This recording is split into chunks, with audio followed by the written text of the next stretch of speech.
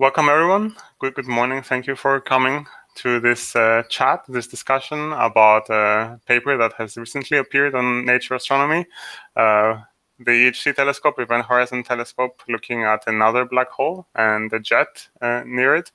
And we just wanted to talk today with the corresponding author, Michael Janssen, and also Sarah Markov, who is part of the EHT collaboration and is working on the theory part of things.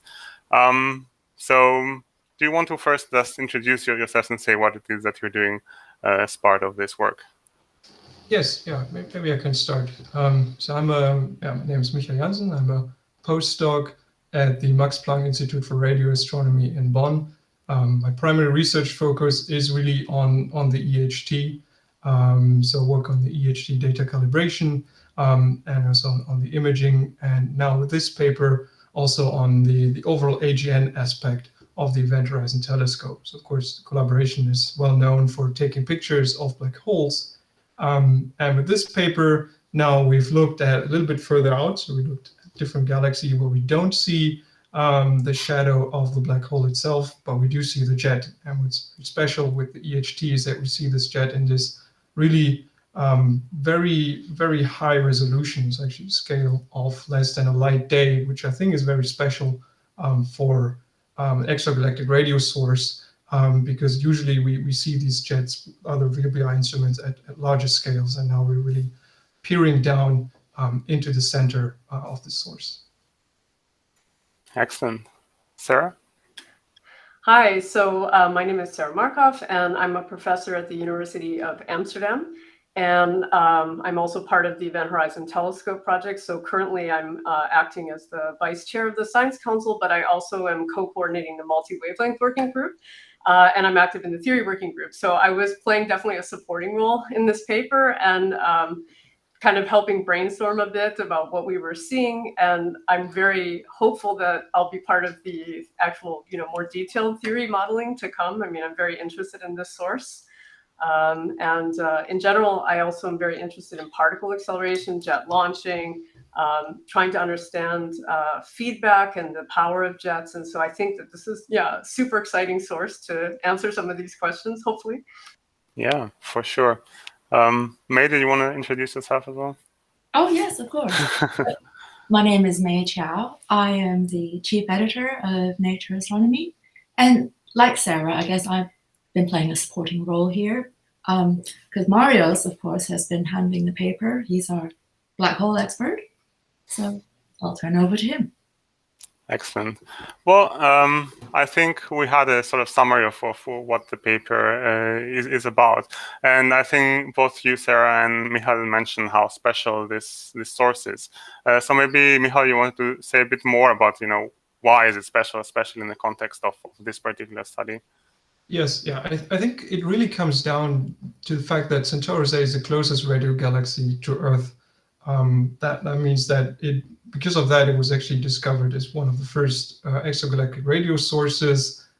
Because of that, I mean, Sarah mentioned feedback, for example, that we can actually resolve and see the outflow as it plows through the galaxy and what it does to the gas and how it may trigger star formation, which is of course a very broad research project, and also that we see where actually the jets terminate. I mean, in your background picture, we see, Marius, we see the inner lobes, so that's like a beautiful picture.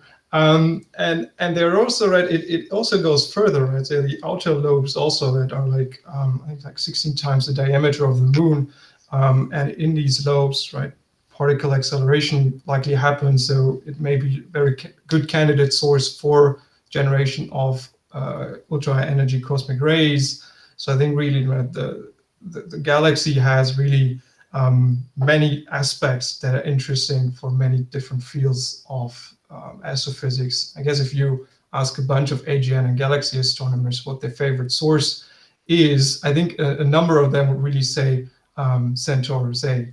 And for the EHT, I think this source is very special, again, because it's so close, as I mentioned before, that we see these very small linear scales, seeing a jet less than a light day, and how strange, I guess we talk about it a little bit later, how strange the images that we're getting And it's also interesting to compare this source to the other, we call the primary EHT targets, M87 and Sagittarius A star, because like kind of in the middle of these two in terms of mass and accretion rate also makes it interesting. Right? I mean, for M87, we see the shadow of the black hole because just black hole is 100 times more massive than the one in Centaurus A. And for Centaurus A, we're just outside of that. So we're just seeing not the black hole itself, but a little bit further out, we see how the jet is launched, which unfortunately we do not yet see with the EHT. So that's why I think for the EHT, this is interesting source to make the connection between the black hole shadow and the jet being launched. Well, since you mention it, what will you need, the EHT to be able to image the black hole shadow of Cen A?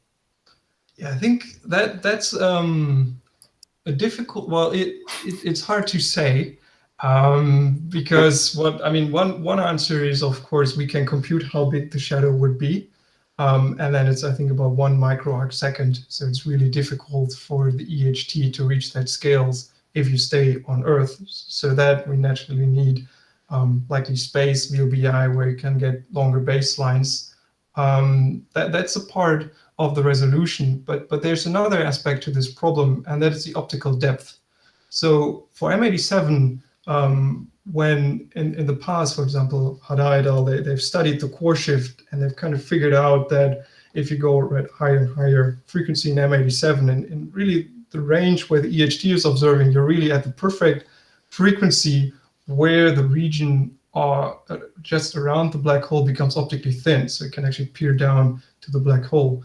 When we do a similar analysis for Centaurus A, actually turns out that most likely we need a higher frequency than what we have at the moment. So at the moment we observe at 230 gigahertz, maybe in the future at 345 gigahertz.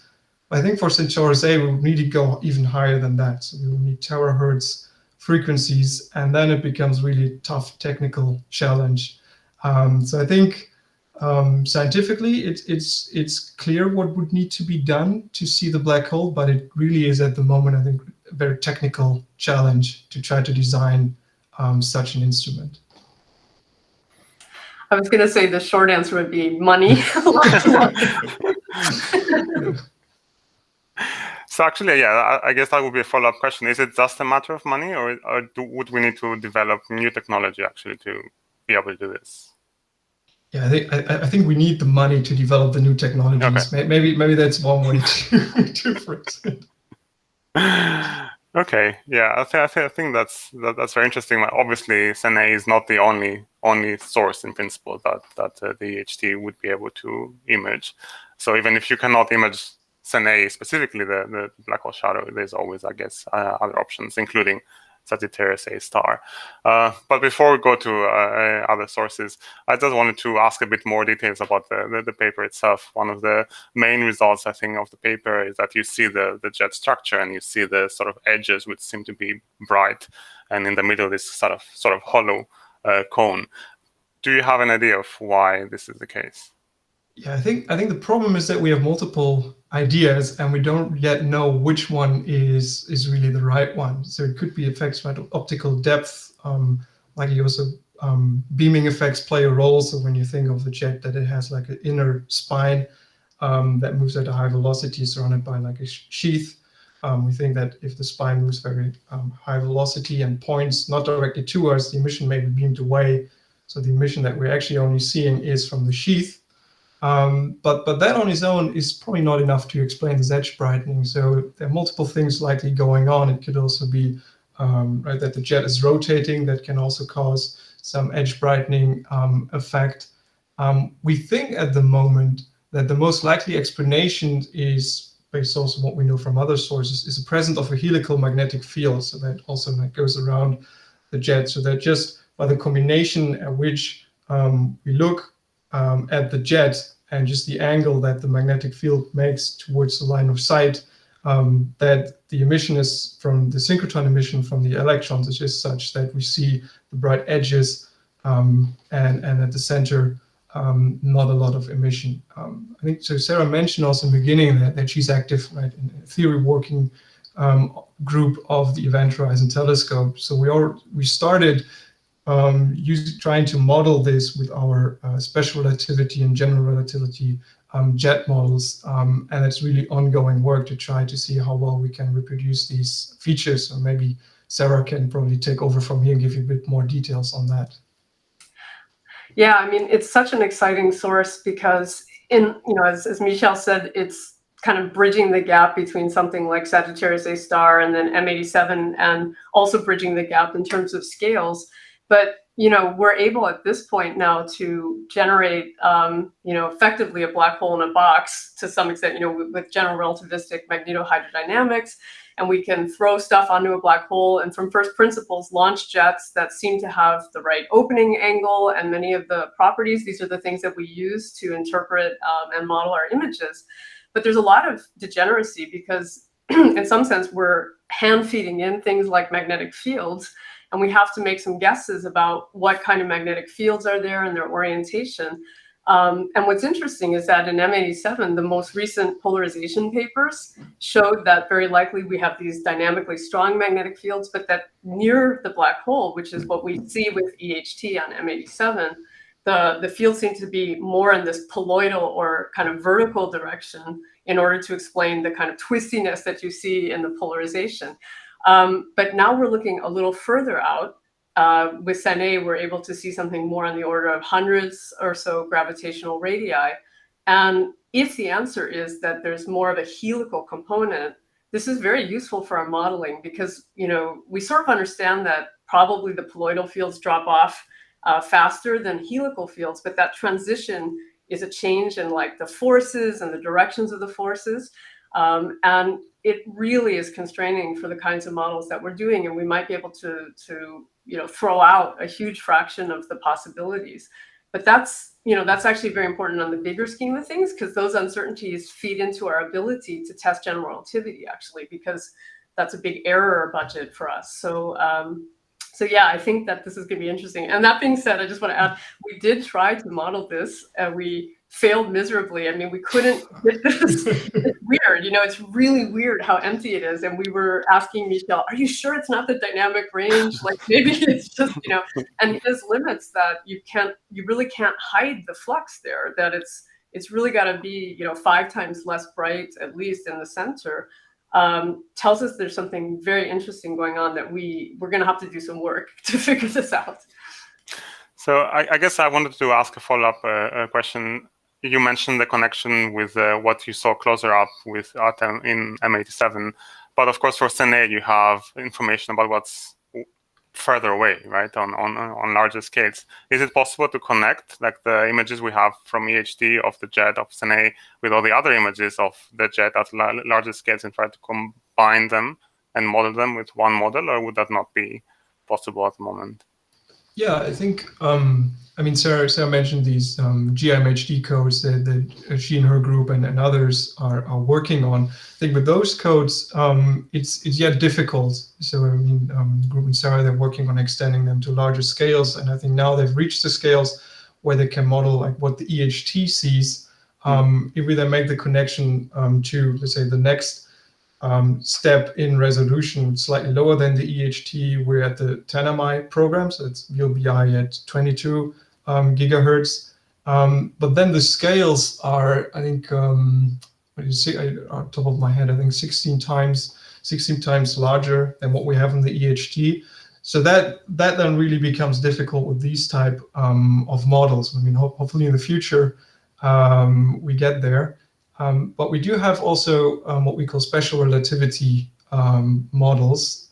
So in these models, we're not able to do this jet launching from first principles, so we don't have this black hole in the box that Sarah mentioned, but we put in some kind of initial assumptions for how the jet is being launched. So take away the black hole part and just feed in some jet and see what happens to that jet, for example, under different conditions of the ambient medium, magnetic fields, and so on. And with these models, it is actually possible. And we also try to have take the same jet model and then image that with our tools that we have in the EHT to turn essentially models into observations, to directly compare them, image that model at the scale that the EHT sees and the scale that we see with larger VLBI, 10MI experiment, for example. And there we have the same problem. So with the model, we are able to reproduce the 10MI image, the larger image, but the weirdness of what we see in these inner scales of what the EHT sees, is extreme edge brightening, is also still tricky with these models. So really, more work is needed to sort that out. Can I add one thing, maybe?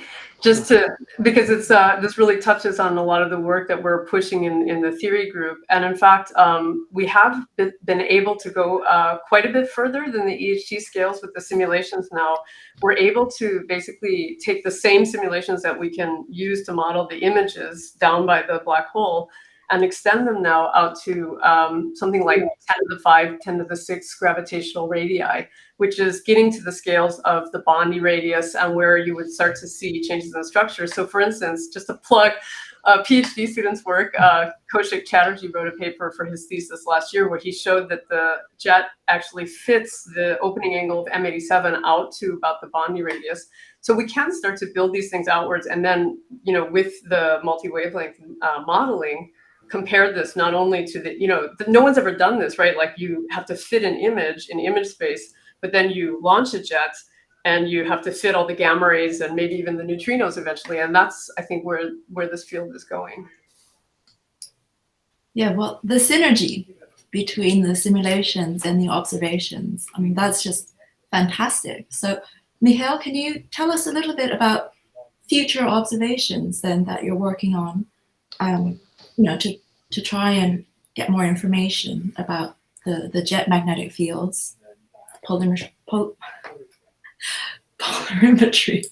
to try and then feed into the models? Yes.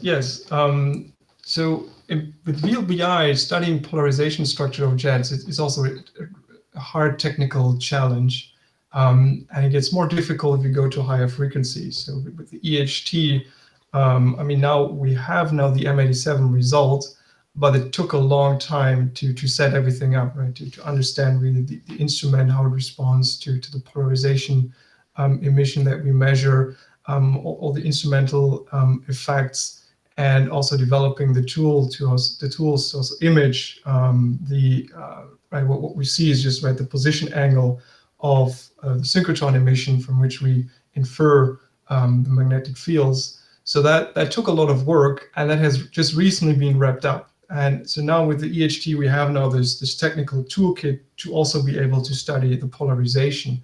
And now the next step is to also apply that to the Centaurus A observations. So in the first paper, we focused on the total intensity because the polarization analysis wasn't quite ready yet.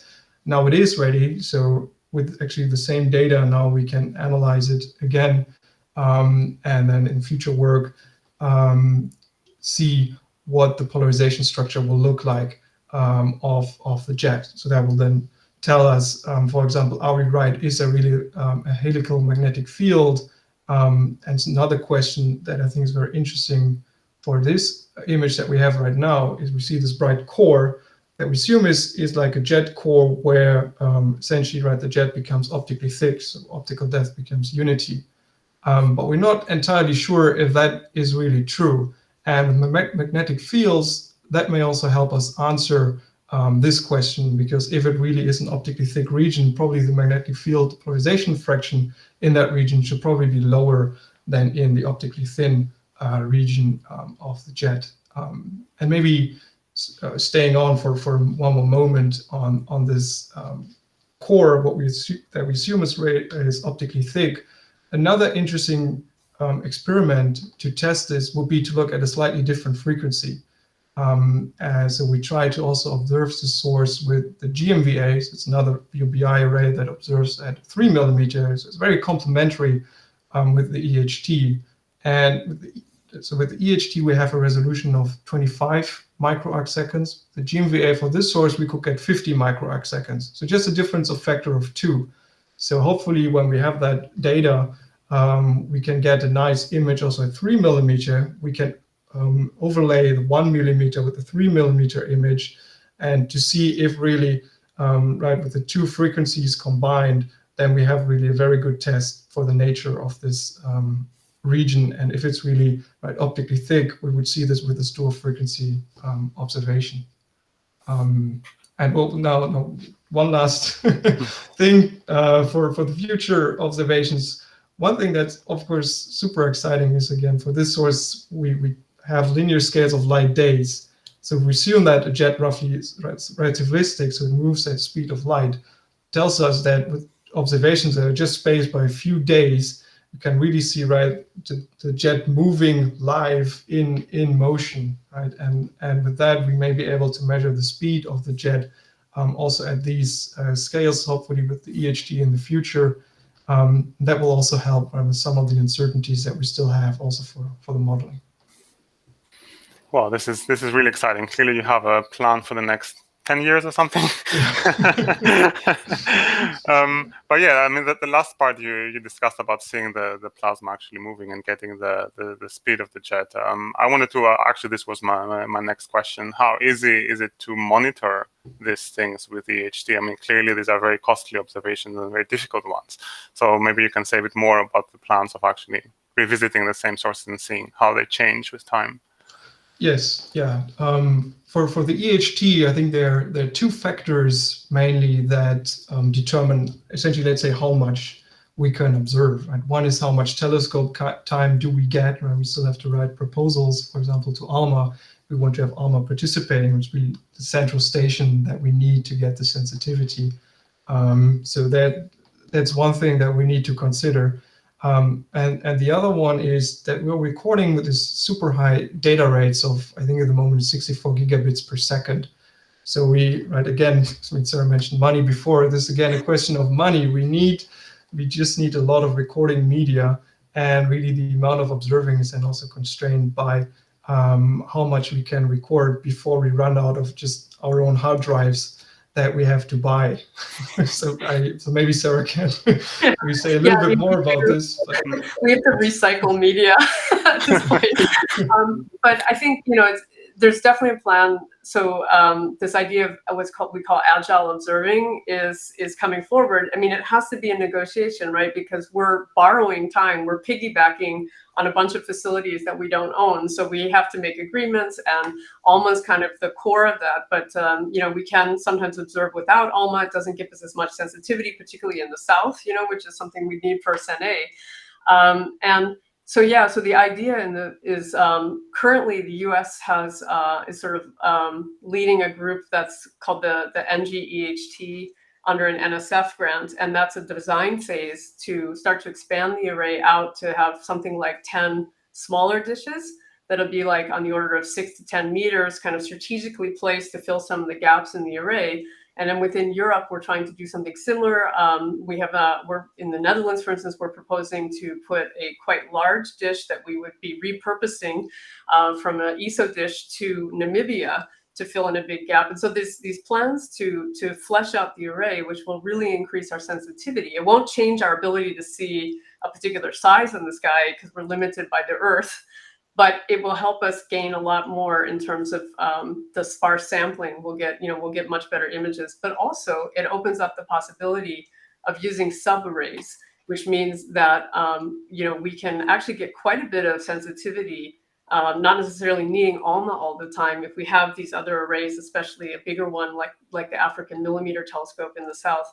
So that's talking on the next 20, 30-ish timescale before that all really comes into place. But I think there's going to be some really exciting work with that. It will open up the door also to perhaps other sources. Michael mentioned this, that part of this question of whether you could see the horizon has to do with optical depth. And it also has to do with the fact that there's a population of maybe promising black holes whose mass and distance we don't really know that well. And so one of the things that we do is do some snapshot, checks during our runs to probe some other nearby AGN. And there might be some possibilities that we'll actually find a couple more targets with a little bit more sensitivity. So that's kind of an interesting other perspective to even before we try to go to space.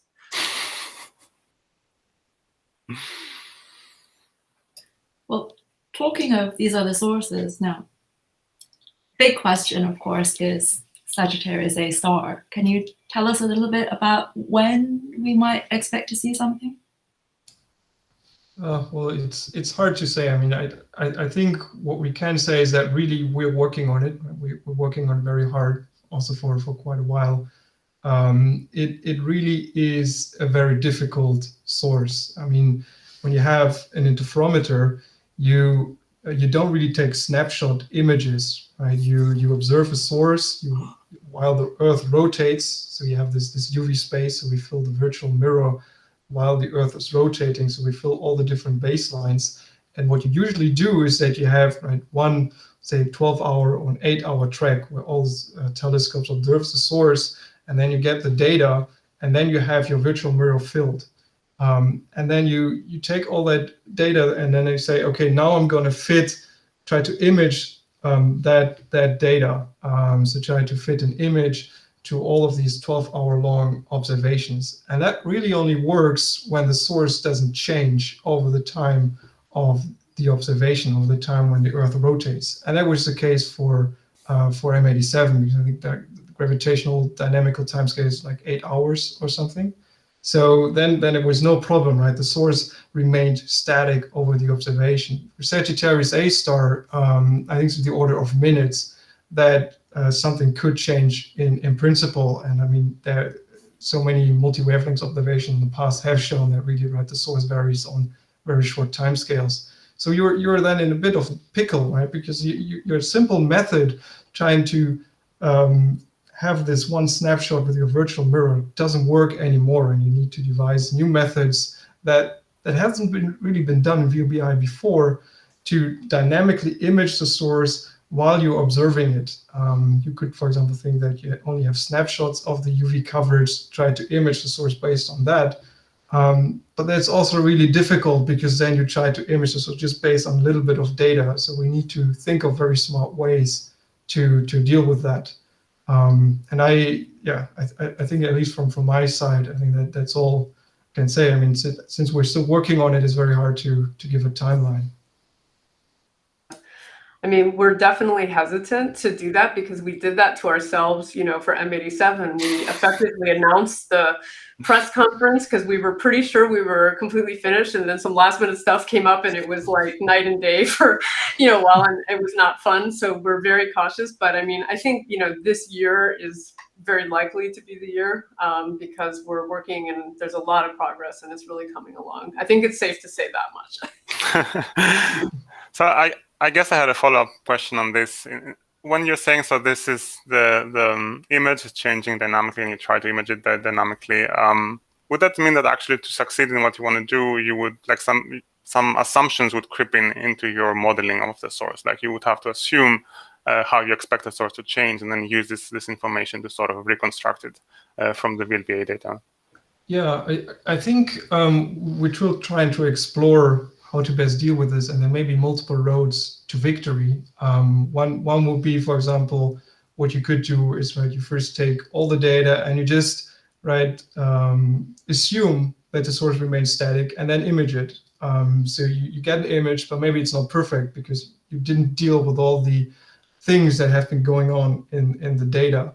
And then you use that image, that static first image, as a prior to do this, right, as a residual correction based on top of that image to just see if you can fit additional, for the additional things in the data that are caused by the source variation. Another thing that may even be more simple is to say, okay, we have a good understanding of the noise budget in our data. So we know that there's thermal noise, there are gain errors from the stations, and all types of difficult things. And we could introduce a third error budget that describes essentially, right, let's just inflate our error bars a little bit so that we take into account that, let's say, our data varies. For example, right, the source flux varies, so the total flux varies. and we just inflate our error bars a little bit, and we try to fit a model to that data with these slightly inflated errors. So it is, I mean, it's relatively easy said, but in practice, there are things, right? Always things that you have to be like take into account, and that's what we're working on still at the moment. And I would just say also, I mean, similar to M87, obviously, you know, when you have difficult data and sparse sampling, I mean, just like looking for the Higgs particle or something, I mean, you have to do blinding, you have to be very careful, you have to have teams working independently. And so we're following very similar procedure as for the first round of papers, because you know, you don't want to influence things by what you might expect to see. And so one has to be extremely careful with this noise, because it's much noisier, much more variable than M87. I have yet another follow-up question on this, because it's just interesting. But if you were to monitor M87, so you know, like the dynamical time is whatever, 8 hours, and then you monitor it over this time scales, then you can see how M87 changes over its own dynamical timescale. Would that help or inform how you can image then Sagittarius A star? I mean, probably. I think if we monitor M87, most likely what we will see is changes in the accretion flow, but we don't really know how well that transfers to Sagittarius A star, right? I mean, the accretion rates are different in the two sources, so we assume that both are likely described like this radiatively inefficient accretion flows that you can use to describe low luminosity AGN. And probably that's more accurate actually for Sagittarius A star than for M87. And I think the fact that there may be these differences that we don't quite fully understand yet from our theoretical models, I think that makes it difficult to think of like this just straightforward scaling of maybe variability. I mean, maybe it will work, but I think we would need to very carefully look at our models and use those models, right, the GMHD models that Sarah has been talking about, maybe based on those models to see what makes sense, what would be a sensible approach to check this hypothesis, or if we can do a simple scaling of variability. Yeah, I would say I would be even more pessimistic about trying to do that, because you're talking about orders of magnitude different in accretion rate, and they do show some very different behaviors. So, I mean, M87 is clearly launching this, you know, beautiful jet. Sag A star, we're not even sure it has a jet, so something is different. And also, there's this sort of connection relationship between most accreting black holes at low luminosity, and Michel talks about this in the paper, this fundamental plane of black hole accretion. And basically you could take whether it's X-ray binaries or AGN, as long as they're in this sub-Eddington jet launching state, you can pop them all onto basically a plane in a three-dimensional space of radio, X-ray luminosity, and mass. And every black hole that we look at basically in this regime fits on that plane. Sag A star does not. So there, you know, and it seems to be doing the right thing in the radio, but it seems to be very subluminous in the X-ray. But then it has these flares, which M87 doesn't seem to show in the X-ray. So there's something special happening. It may have to do with the shape of, not the shape, I mean, but so much the properties of turbulence, or some kind of real accretion properties in the plasma right outside the black hole might be very different, and likely has something to do with magnetic fields, of course. So I think, you know, this is what we're hoping to figure out by being able to compare these two. But I think the imaging part would be difficult to just map one to the other. Right. Well, thank you for explaining, you know, why Sagittarius A star is different. Can I ask then about stellar mass black holes? I mean, would we ever be able to observe a shadow? I think, well, I mean, probably the general science, probably Sarah can answer. I mean, she's really the expert on like this black hole connection. But I think in terms of able to see them, if we take, for example, Cygnus X1, which is at a distance of, I think, 2,000 parsecs and has a mass of about 20 solar masses. I think if my math is correct, that will mean that really it's small, much smaller, significantly smaller than 1 micro arc second. The expected shadow, something like 10 to the minus 3 micro arc seconds resolution would be needed to see the shadow of this particular stellar mass black hole. Take as an example. So I think it would be really hard, even harder than Centaurus A. Maybe something like an X-ray space interferometer would be needed. So something like that. I don't know. Yeah, I mean, this would be great. And this is actually some technology development people are discussing at the moment is X-ray interferometry. But that, is going to be probably, not within my lifetime. I don't know. Fingers crossed. I'd love to see that. But what we can do is we can potentially observe the outer jets in X-ray binaries, and that's one of the sort of extra science projects that we're trying to increase the breadth of EHT science, and especially coming into the next generation EHT. The idea is to look at more transient sources and also track, for instance, the blobs that are being ejected from X-ray binary jets. And what that means is you get a time axis that you can't probe for supermassive black holes. When we look at a jet from, say Centaurus A, it looks very static to us because the timescales are quite long for this plasma to make it all the way out. But for an X-ray binary, you'll see in real time the balls of plasma that are making the jet up, basically zipping out on timescales of weeks to months, and you could track them. So there's quite a lot of interest. It hasn't really been fully explored in the millimeter VLBI, but there have been a few projects using, for instance, ALMA and SMA and some other instruments in JCMT. So the idea is to start doing this. We haven't had much luck so far with the EHT runs so far. But now we have more sensitivity, and hopefully, now that the Corona crisis seems to be sort of getting better, hopefully in our next rounds, we'll be able to start doing some more test observations there. But they are, it's hard to tie these two scales together. You're talking about millions to, many millions of difference in black hole mass and timescale. Yeah, so I guess related to that, one way of going down the mass scale is looking at Sagittarius A star, but we established this is very difficult. Is there any other candidates that would help you push down the mass scale compared to M87 or SNA? Well, I think in terms of if we are able to see, sorry, can you repeat that? What was this about being able to see the shadow of other? Yeah, the shadow or the jet, but just going to the smaller black hole masses to sort of like try and approach the other end of the spectrum.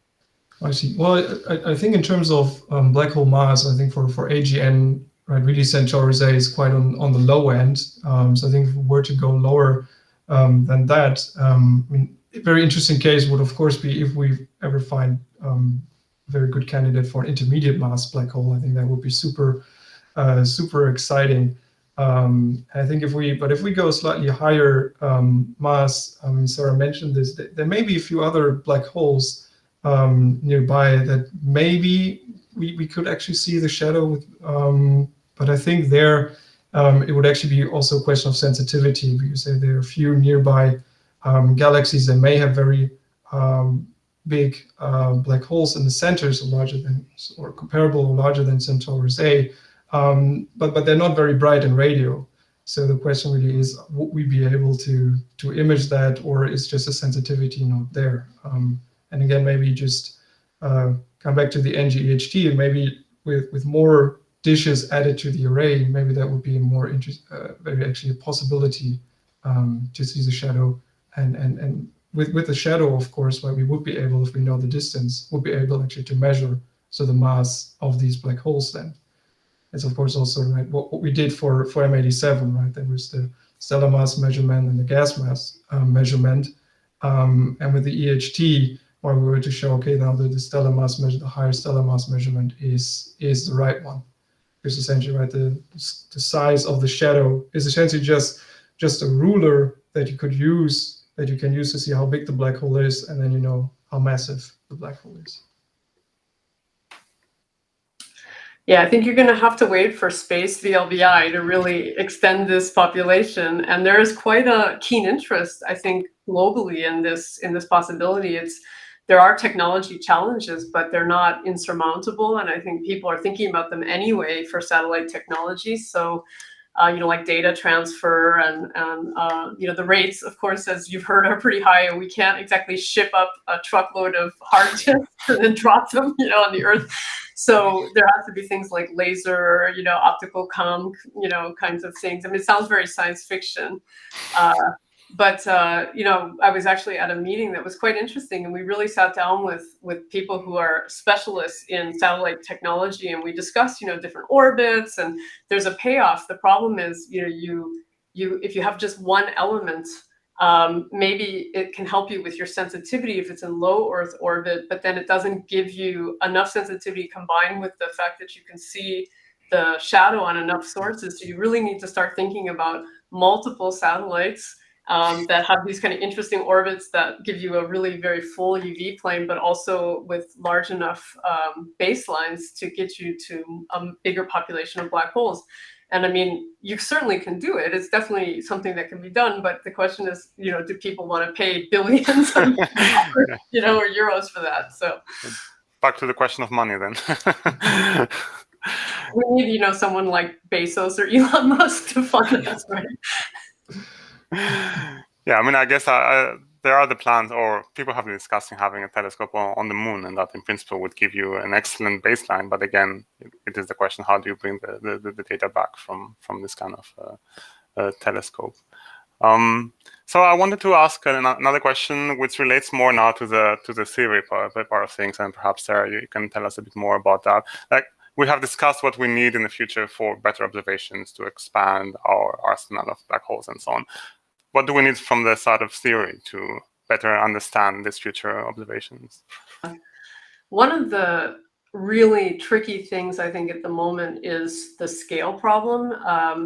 And this is common to many fields, right? Is that you can only go so far. I mean, if you think about AGN feedback, you have these big cosmological simulations, and then you can manage to make a couple galaxies collide, but then trying to actually have realistic models of how black holes merge and the whole accretion process becomes something that you do, quote unquote, subgrid, right? Because you can't capture all the scales.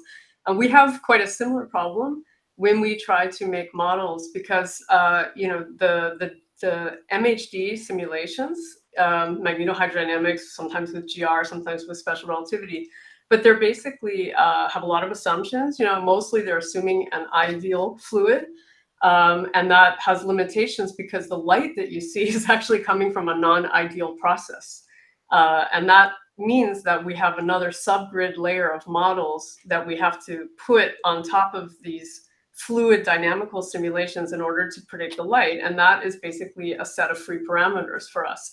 So we discussed this quite a bit, in the M87 papers, but this means that what we do is talk quite a lot to the communities that are working more at the kinetic level, like particle and cell simulations, or shearing box, and basically what you get from the solar physics community to some extent. So there's quite a lot of crosstalk, and these groups will be able to really look at the detailed physics of how particles get excited in a plasma given the magnetic fields and densities and velocities, and what does that predict in terms of the distribution of particles, in terms of a thermal temperature, in terms of a non-thermal power law tail. These are the ingredients that give us the light that we see. I mean, we clearly see a power law in M87, Centaurus A. And then there's also the question of which particles are there. Are there hadrons present? Are we going to get cosmic rays, neutrinos? And so at the moment, what we have to do for the most part is assume some magic electrons that are there, because the simulations just, most of them, we're starting to move to two fluid, but most of them are what we call one fluid, which means you basically have one mass that's moving around. You don't treat individual particles. So each cell in your code is a kind of a fluid that has a typical density, and you represent this with maybe a thermal distribution for the temperature that you calculate. And what you really want to be able to do is separate these out into ions. You have some abundances, have your electrons, understand at a basic level how they get energized, where magnetic energy gets transferred somehow, maybe, or kinetic energy to the particles. So there's a very, very active amount of work in this topic, both outside EHT that we're borrowing and also within the theory groups within EHT. And we are trying to rule out a lot of the scenarios using multi-wavelength data, for instance. That's one way. Also using the sizes of our images. There's many things we can do, variability. And we try to home in on maybe the more physical models for these micro-physical processes.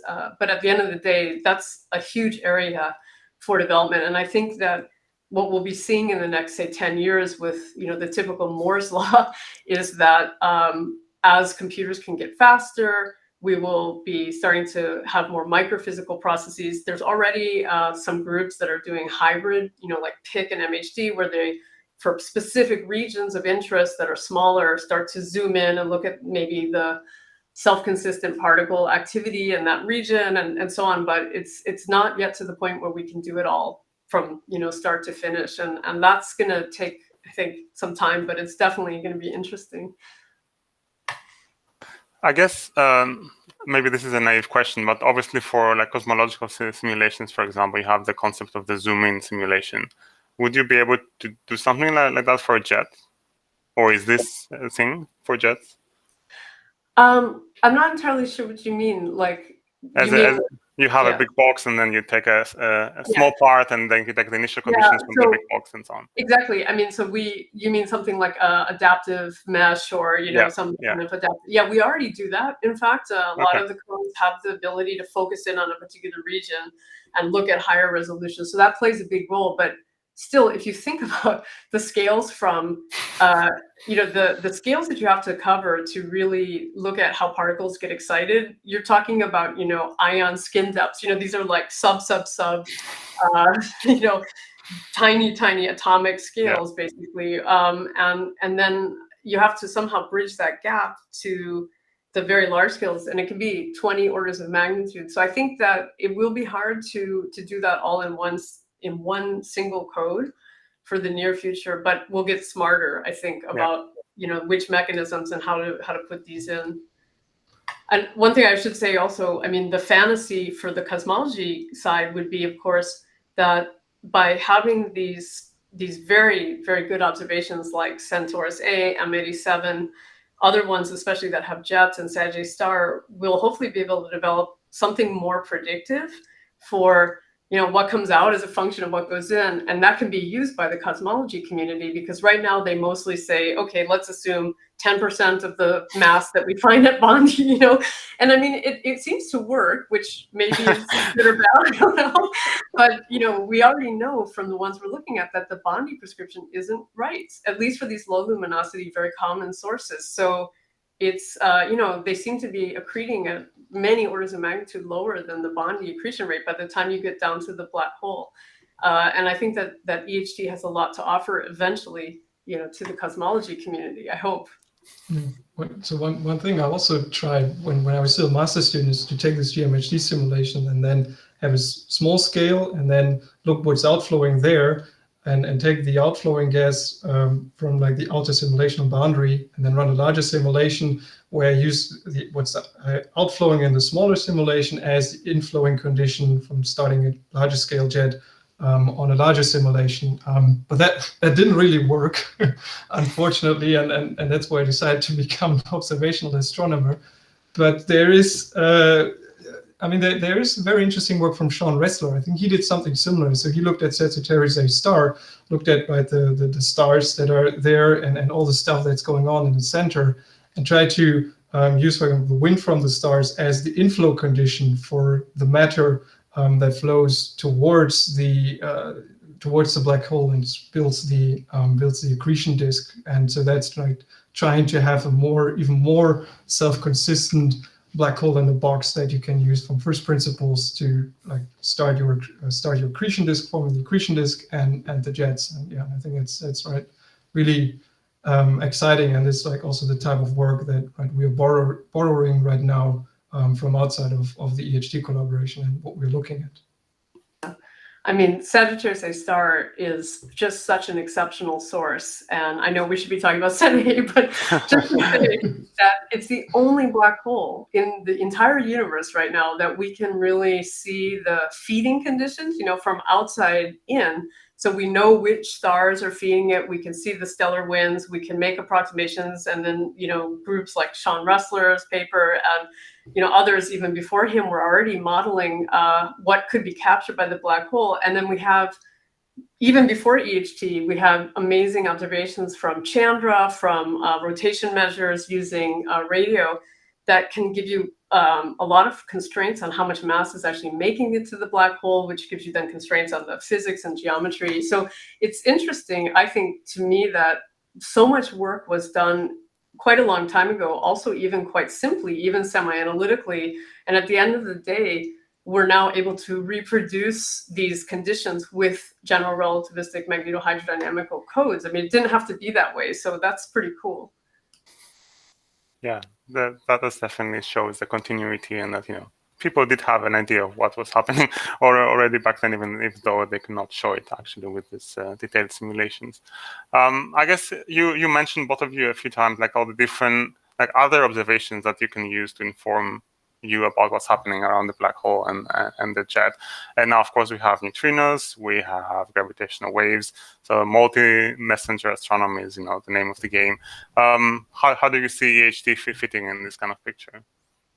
Well, maybe I can just say one thing that is fairly obvious is that with the EHT we use these GMHD codes to interpret our observations. But as it turns out, the EHT data alone is not all that constraining to the different parts, different parameters that go into these type of simulations. So we really need the full SED modeling. So for example, we can have the synchrotron upscattering in there to compute the X-ray flux from these simulations, and then use the X-ray data and infrared data, for example, to constrain these models. And so in the end, since we're using these GMHD models to interpret our observations, we're essentially then using these models also to do our tests of gravity. So that's where we use these simulations to try to understand all the messy stuff, the accretion, the inflows, the jet outflows that is going on there in our observations, besides the very clean GR signature of, for example, just the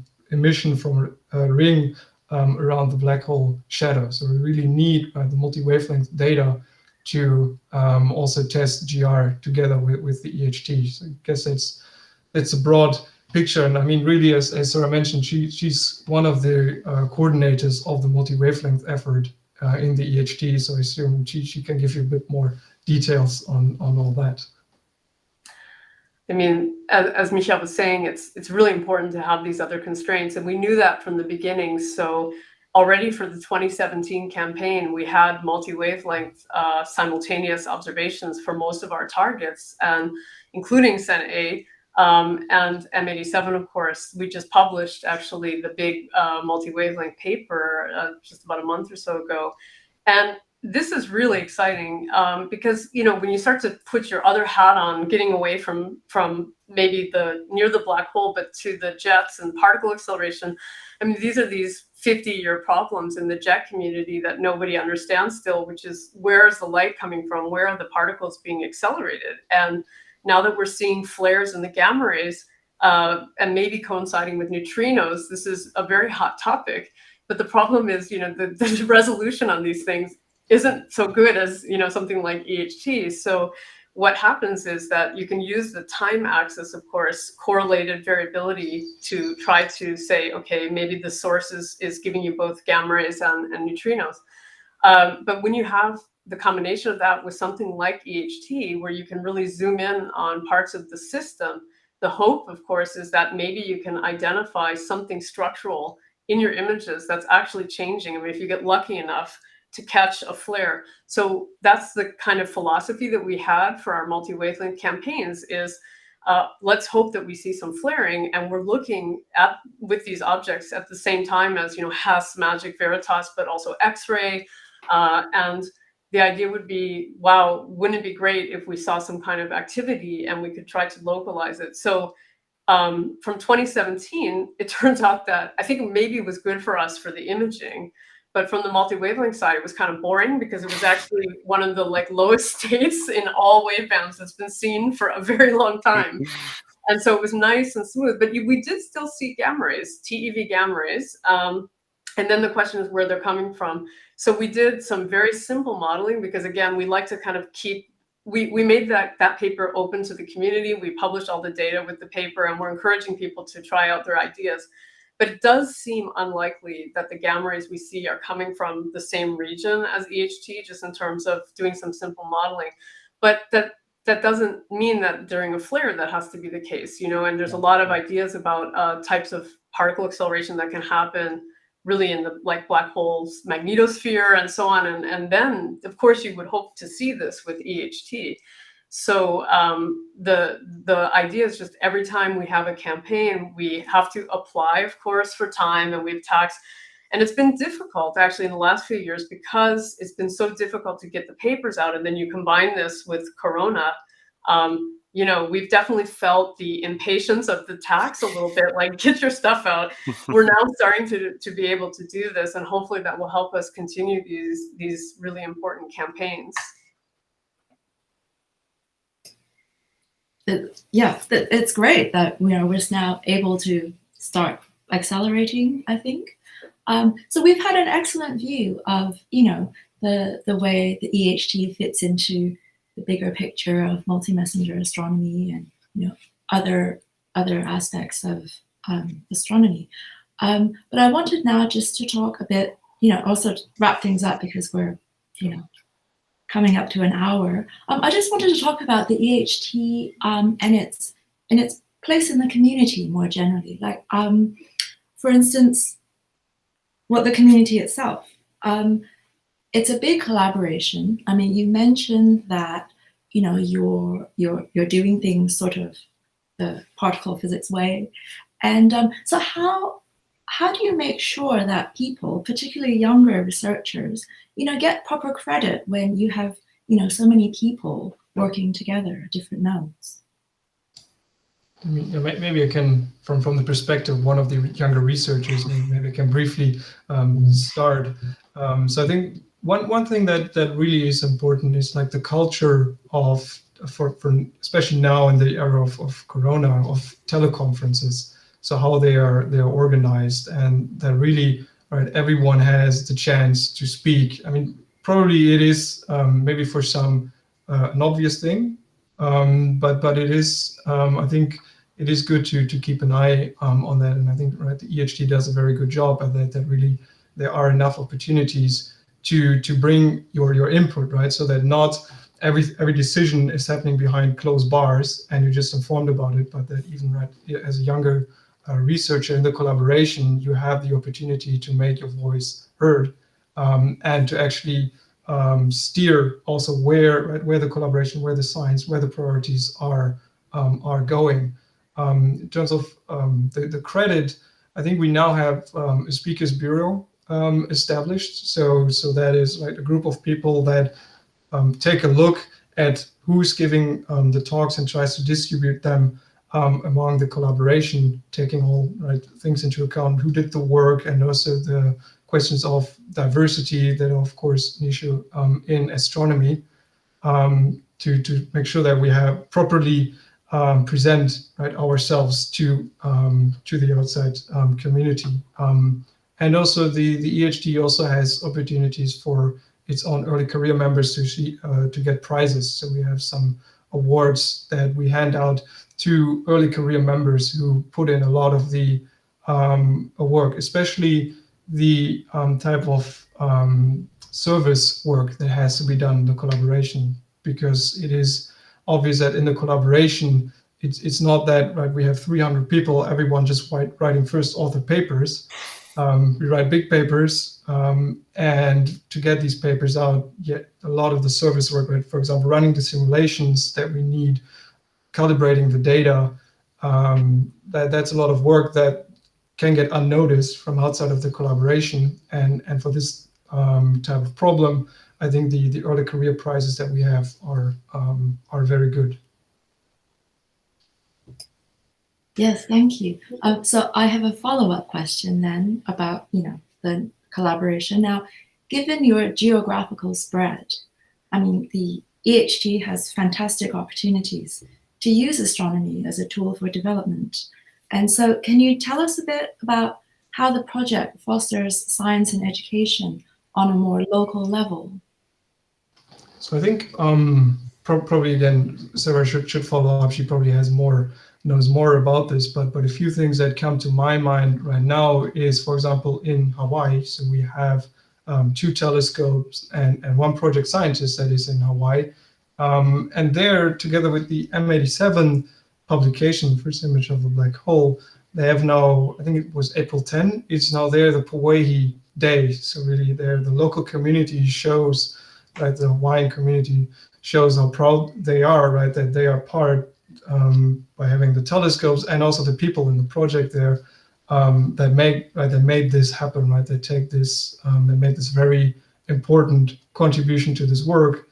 And other examples are, for example, we have in Arizona, they have the PIRE project where they try to reach out a lot also to the local communities there, to try to attract new talents, and also try to attract new talents, taking into account diversity, for example, underrepresented groups in science and astronomy in the US. Another example who's doing that is our collaboration, Richard Anantua at the Smithsonian Astrophysical Observatory. So these are just a few things top of my head that come to mind right now, and I guess Sarah has a few more details or examples. Well, I mean, I think so we're a big heterogeneous collaboration. There isn't like one central place per se. And so what happens is that it isn't possible for us to do very much coordinated as an entire collaboration, but it comes to the local nodes where, there's a lot of interaction with the local communities, and people do this in different ways. And Michel mentioned like quite a few in the US. And I mean, the one he just sort of ended with Richard Anantua's work is he's been working with the National Society of Black Physicists to set up a mentorship program, which I think is great. And we're trying to kind of expand this outside the US. What I would like to also highlight is that I think it's really important as we look to the expansion to look at the impact on the local places. Because of course, as I try to point out to my students, where you put millimeter telescopes, they have to be high altitude and dry places, because you need to, basically not have a lot of water vapor. And high altitude dry places tend to also be poor places because they're not very fertile. You don't have so the communities around these areas tend to often be underserved globally. And when we think about, for instance, this project to put one in Namibia, which is what we're pushing now from the sort of European Dutch side, is one idea, or the Canary Islands is another idea, from this being led more by the Spanish. But I think it's really important to partner with local universities and schools and do training and try to include budgets in the grants to actually tackle this a little bit more ground up, because you can really use these projects for human knowledge capital, right, and training, and that's something I'm pretty passionate about. So this is definitely coming into our next phase. I mean, the first phase of EHT, we couldn't do that, right, because the facilities existed in a sense. So we had to work with what we were given, and these were large, long existing projects, and it was a little harder, I think, as a collaboration to put our stamp on the regional projects. But as we do expansion, then we can put our stamp on it. We have choices. We can think a lot more about this and how we're going to interact and train like local students and so on. So I think that's something I would really like to see. Yeah, and I guess it's particularly important because EHT is so impactful, the science that you're making. So associating, young people, underrepresented communities with this sort of impact would be amazing. I guess I just had the one last question to try and wrap things up. I mean, from my personal perspective, I mean, I did my PhD on VLBI, and I started maybe 15 years ago. And my impression back then was that VLBI is like a very technical sort of niche field that very few people really understood. And here we are now, 15 years later, we have ALMA, we have EHT, we should have SKA soon. LOFAR is working. So VLBI has become much more of a household name than it used to be. So I wanted to ask your perspective, like how do you see the VLBI community evolving through all this, impact and visibility that the EHT affords? Yeah, I think the global media outreach that we had with our result was helped really tremendously. I think before that, so many people didn't even know or hear about VLBI, and now it's like many people like this amazing technique to have like this Earth-sized telescope. So I guess that really helped, and it just gets on. Right? Then we have the next phase will be NGEHT, we have SKA, we have NGVLA. So like more and space VLBI. So really, I think from the community, there really is a very strong push to expand, right, and build more facilities in terms of making VLBI accessible. Yeah, I mean, I also started, like as I said, right after my master project. Theory didn't work out that well, so I went to the observational side of things, and I had to learn how to work and reduce VLBI data. So I had to use this package apes that's still being used. That is very difficult, right? And I think most people realize now in the community that really it takes a year just to learn how to use the software, and then then you know how to do things, but you don't really know why you're doing them, right? So you know essentially like how to calibrate the data, but say, okay, now it looks great, but you don't yet understand what you really did to the data that made it work. So that actually takes a few more years. And I think in the EHT, there is we have really developed a lot of tools in a way that can help with this problem. For example, we have all these new imaging algorithms, like Smiley, and EHT imaging, for example, that are much easier to use than some of the older software to try to image the source, and that you can use also in many different ways. So you can very easily play around and then try to understand and also get much more diagnostics out of your data to try to really understand what it is that you're actually doing. And also for the calibration, right? So as I said in the past, I used apes, and I've worked together with people from JIVE, the European VLBI Institute in Dwingelo, try to use also the CASA software that is very well known in connected element interferometry communities, people using ALMA and VLA data to reduce the data. And we've given essentially this CASA package a VLBI upgrade, so that we have this new modern package that's already used by a large community, and it has like this secure development feature, and at least in my personal view, is much easier to use and to learn than apes.